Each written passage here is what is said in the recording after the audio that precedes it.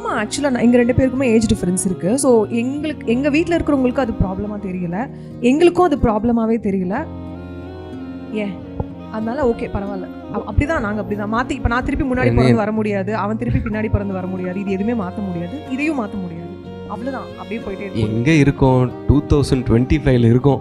அதெல்லாம் எனக்கு அவ்வளோ பிடிச்சிருந்துருக்கு, அவங்களுக்கு என்ன பிடிச்சிருந்துருக்கு, அவ்வளோதான். ஆனால் ஜென்ரலாக நிறைய ரூமர்ஸ் வரும்ல, இந்த மாதிரி ரூமர்ஸ்க்கு ஒரு பதிலடி, ஒரு ரிப்ளை கொடுக்கணும், ஒரு கிளாரிஃபிகேஷன் கொடுக்கணும், என்ன சொல்வீங்க? எங்களை மாதிரி நீங்களும் ஏஜ் டிஃபரன்ஸில் கல்யாணம் பண்ணிக்கோங்க, கல்யாணம் பண்ணிக்கோங்க, ஜாலியாக இருக்கும், சூப்பராக இருக்கும்.